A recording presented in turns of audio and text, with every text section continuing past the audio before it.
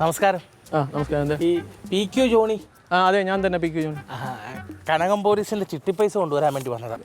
അല്ല, അത് ഇന്നിപ്പോൾ വേണ്ട, ഇന്ന് ഓഫീസ് അടച്ചല്ലോ. അയ്യോ അല്ല, ഇത് മേടിച്ചേ പറ്റൂ. ഇല്ല, നാളെ ഓഫീസ് അടച്ചാൽ മതി. അല്ല ചേട്ടാ, രണ്ട് കുടുംബങ്ങളുടെ ജീവിത പ്രശ്നമാണ്, വിശ്വാസത്തിന്റെ പ്രശ്നമാണ്. അല്ല, ഓഫീസിലാണ് ക്യാഷ് മേടിക്കുന്നത്. എന്നെ വീട്ടിൽ പോലും കയറ്റത്തില്ല കേട്ടാ. ഇത് സത്യസന്ധത തെളിയിക്കേണ്ട ഒരു അവസരം, അതുകൊണ്ടാണ്. വെച്ചോ ചേട്ടാ, വെച്ചോ. ഞാൻ വാങ്ങണം. മേടിക്കണം, മേടിച്ചേ പറ്റൂ.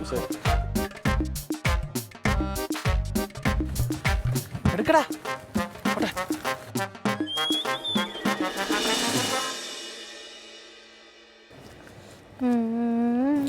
ഈ അച്ചാച്ചന് എന്ത് കാര്യത്തിന് ചേച്ചി ഫോണുമായിട്ട് നടക്കുന്നത്? എനിക്കറിയില്ല, വരുമ്പോ ചോദിച്ചു നോക്ക്. വിളിച്ചാലിട്ട് ഫോൺ എടുക്കുകയില്ല. നീ ഇരുന്ന് ടെൻഷൻ അടിച്ചിട്ട് എന്താ കാര്യം? വരണ പോലെ വരട്ടെ, അല്ലാതെ ഒരു കാര്യം ഉണ്ടായില്ല അതിനെ ഏൽപ്പിക്കേണ്ടത്.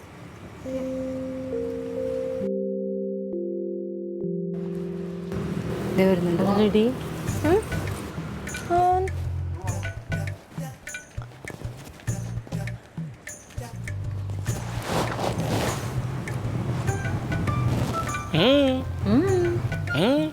ഫോൺ എന്തിയെ?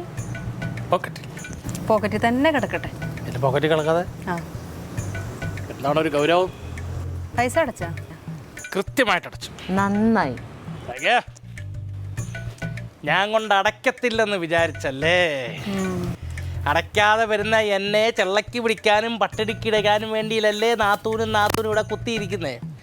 കൃത്യമായിട്ട് അയാളെ വീട്ടിൽ കൊണ്ടടച്ചു. അത് വളരെ നന്നായി. ഇപ്പോഴെങ്കിലും എൻ്റെ ഉത്തരവാദിത്വം നിങ്ങളൊന്ന് സമ്മതിച്ചു തന്നല്ലോ. ഭർത്താവേ, ഈ ഫോൺ പോക്കറ്റിൽ നിന്ന് എപ്പോഴെങ്കിലും പുറത്തെടുക്കാറുണ്ടോ?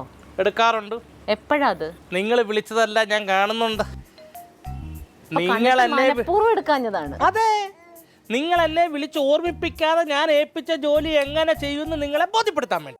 എന്റെ പൊന്നെ, എന്റെ അച്ചാച്ചാ, ഉച്ച കഴിഞ്ഞപ്പോഴത്തേക്ക് ഏട്ടൻ വിളിച്ചിട്ടുണ്ടായിരുന്നു.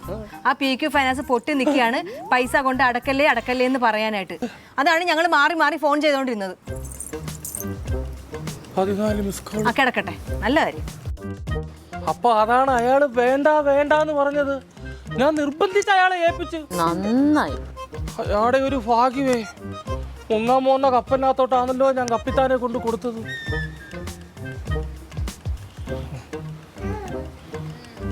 ഇത് കനകമ്മച്ചമ്പിയെ അറിയിക്കാതിരിക്കാൻ എന്തെങ്കിലും മാർഗമുണ്ടോ? ഇല്ല. പോകാം. പോ.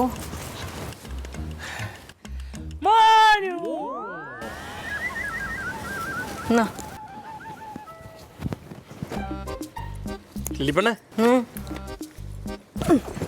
മുത്ത തങ്കം ചേട്ടത്തി, മിടുക്കനാവോ ഓരോ പണിയൊപ്പിക്കുക. അത് മൊത്തം കോടാലിയായിട്ട് വരുവാണല്ലോ.